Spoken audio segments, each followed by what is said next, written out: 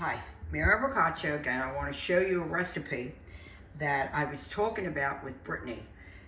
And she brought back the memory of string beans and potatoes that my mother used to make and her grandmother used to make. And we both agree that we can never get the flavor that we got when we ate at home. So we're not sure if it's the way we're cooking it or is it just the memory that we're missing. But either way, she got me in the mood for it. I want to show you how I do it today. I'm going to turn my gas on, put it on high for now, and I'm going to I'm going to make it in white. You don't have to use as much oil as I'm going to use if you're going to do it in red. And I'm going to tell you how you can do either way you want. So I'm going to put about 1, 2, 3. I'm going to put at least 4 tablespoons of extra virgin olive oil, okay? So I have 4 cloves of garlic here.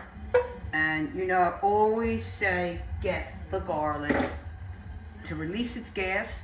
Doesn't have to get brown all the way around, but it does have to release the gas. But I do want this to be a little bit brown because it makes garlic so much easier to digest if you cook it right, okay? You can see how nice the garlic has color. So I'm going to add the green beans. This is a pound of green beans that I just washed and I cut in half. You can leave them whole if you want, but I think they go better with a dish like this. So I'm going to put them in. And I like to salt everything as I go. Layers. If you salt your layers, then you have layers of flavor. I mean, it just makes sense, okay?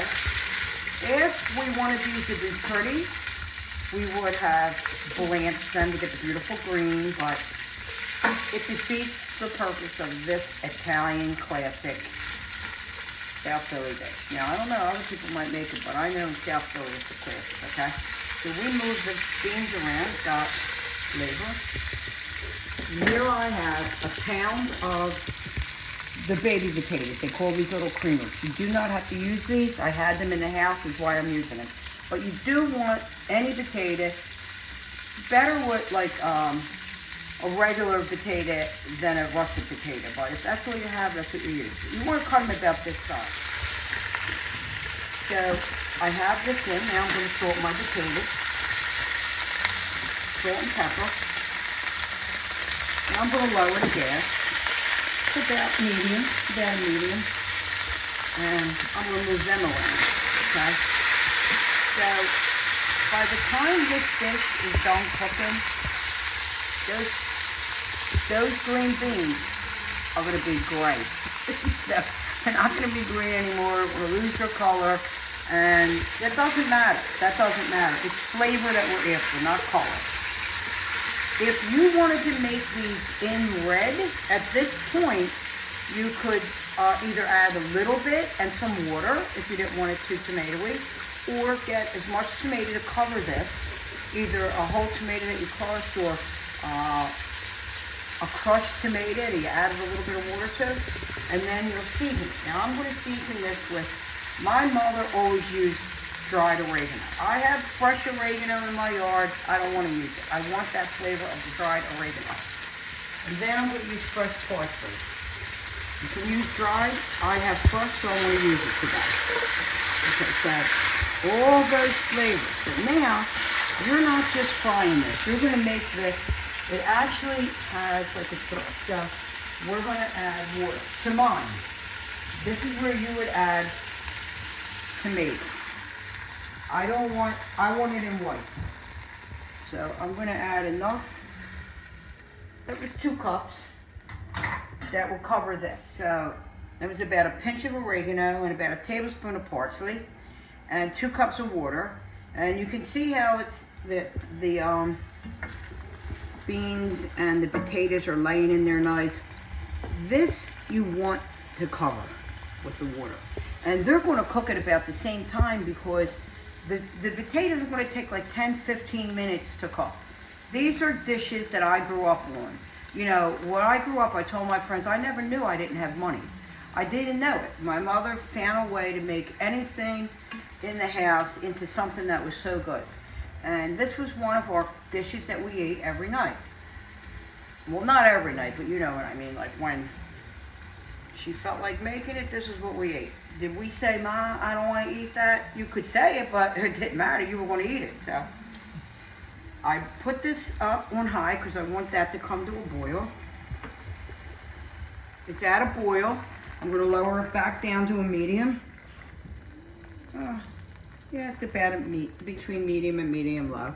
I'm not going to put a lid on this because what a lid does when you're cooking a green vegetable, that will actually make it turn gray also. So we're going to try to keep a little bit of the green, but we really want those beans to get soft and the potatoes to get soft, and that's why you're going to cook it. Don't go by 10 minutes, 15 minutes, 20 minutes. Go by your taste. Taste it. When it's done to you, it's done. So I'm going to keep this on a medium, and I'm going to come back and see how long it took to get to where I want it to get to. Before I check it, I'm going to add some more salt because of the water. So we want to make sure it's flavored in them. When you think it's done, you'll taste it. This has been cooking for about 45 minutes. You can see how some of the liquid dried up. I actually added another cup while it was cooking, and it's been 45 minutes for me because these little creamers, believe it or not, they don't cook that fast, okay?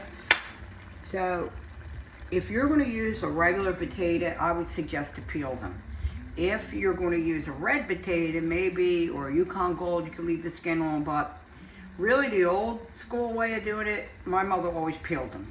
But I had these potatoes, like I said, and I wanted to use them. So, and different potatoes will actually smash more in with the green beans, and that's not a bad thing, that's a good thing. A lot of people like them mashed. Maria's family used to mash the potatoes. If you feel better boiling them first, I don't. I like them to get this color naturally by just cooking them without blanching them first. Show you what I'm talking about the color of the beans. You can see now they look like canned beans. No longer are they beautiful, and you don't care. You don't care. You're not out to impress anybody except, you know, who you're cooking for. And when they taste that, they're going to be really impressed. You can drizzle a little bit of olive oil on it if you want, if you're making it like this. If you did it in red, probably a 28-ounce can of tomatoes would have been perfect. You wouldn't have had to add anything to it. It would have lasted through the cooking time. So I'm going to have this now, and it's not pretty, but the flavor is what it's about, okay? So I'm going to get ready now to make pea soup because my niece has a toothache and can't eat much, so I'm going to make her pea soup. And I'm going to make a video of that. I hope you enjoyed this video. If you do, please share it. And if you make it, let me know, okay? Brittany, I hope I brought back some memories for you, and I hope you enjoy this dish. Thanks for watching. Stay safe.